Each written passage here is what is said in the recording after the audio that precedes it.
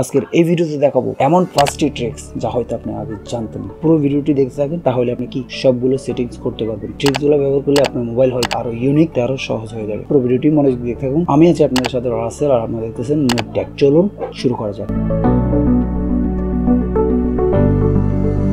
যা কিছুই করবো আপনারা সবকিছু স্ক্রিনে দেখবেন। তো চলুন শুরু করা যাক। Number 1, screen pinning. Screen pinning বলতে কি, আপনার ফোনটা যদি ছোট ভাই অথবা ফ্যামিলিতে যে কোনো একজনকে দিচ্ছেন, এখন আপনার ফোনটা আপনি চাচ্ছেন যে যেটাতে দিবেন ওটাতে থাকবে, বাইরেতে পারবে না। ধরুন সাপোজ আমি ইউটিউবে দিচ্ছি, সেটা শুধু ইউটিউব ব্যবহার করতে পারবে, আর কোনো কিছু ব্যবহার করতে পারবে না। তো সেটাই করবে স্ক্রিন পিনিট। সেটিংসে যাওয়ার পর সিকিউরিটি চলে যাবেন, সিকিউরিটি যাওয়ার পর নিচে চলে যাবেন।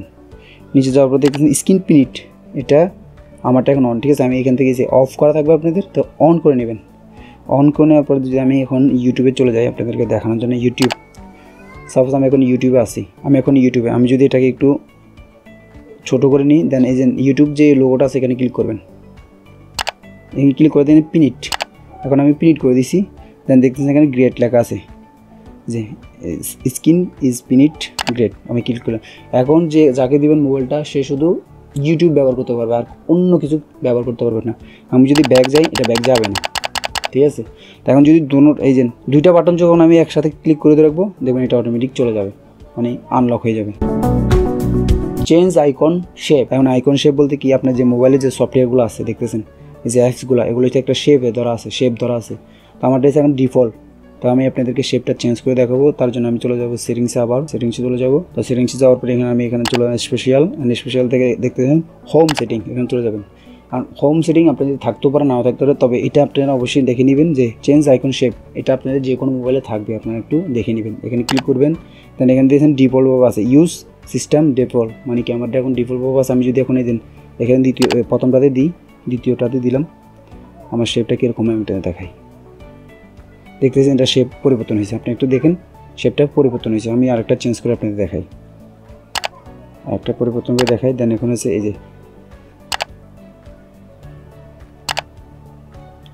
মানে প্রত্যেকটাই শেপ চেঞ্জ হতে থাকে। তো এভাবে মানে ইউনিক করতে পারবেন। এখানে বর্তমানে 4টা-5টা আছে। তো আপনার ফোন হিসাবে এক এক ফোনে এক এক রকম থাকে। আপনার তো কয়টা থাকে এটা অবশ্যই কমেন্ট করে জানাবেন, ঠিক আছে। তো চলুন আমি 3 নম্বর যে সেটিং সেটা দেখাই। তো 3 নম্বর সেটিং হচ্ছে অ্যাপস ড্রাইভার বাটন। এখন অ্যাপস ড্রাইভার বাটন বলতে কি, আপনারা আগে যে ফোনগুলো দেখতেছেন এখানে দেখা যেত যে একটা বাটন থাকতো, যে ক্লিক করলে আপনার অ্যাপসগুলো শো করতো। এখন তো আমরা মনে করেন নিচে থেকে উপরে নিয়ে যাই। তো আমি এখন অ্যাপ ড্রাইভার বাটনটা আমি ক্লিক করে আনতে পারবো। যদি চান আপনি আনবেন, না হলে আনার দরকার নেই, এটা আপনার ব্যক্তিগত ব্যবহার, যাতে যেটা ভালো লাগে। তো অ্যাপ ড্রাইভার বাটনটা ওপেন করার জন্য আপনি এখানে চলে যাবেন, সেম এই যে হোম সেটিংসে চলে যাবেন।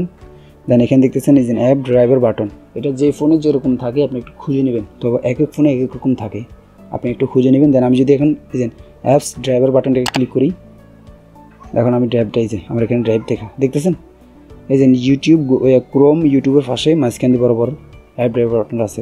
এখন অ্যাপগুলো দেখাচ্ছে।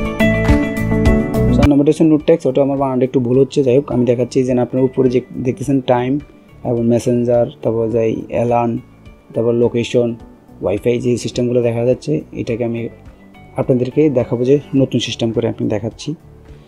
এখানে লেখা আছে যে নোটেক্স, এখানে ক্লিক করলাম। দেন এখানে দেখতেছেন ওয়াইড আপ, দেন এখানে যে হিডেন্স দিস নোটেক্স। তো আমি যদি এখান থেকে চেঞ্জ করে দেখি, আপনাদেরকে দেখাই, আপনি একটু উপরে খেয়াল করবেন, ঠিক আছে। এই দেখেন আমি চেঞ্জ হইতেছে। তো আপনারা যদি চান চেঞ্জ করে নিতে পারেন, হয়তো আপনাদের দেখতে ভালো লাগতে পারে, আপনারা একটা চেঞ্জ করে দেখতে পারেন।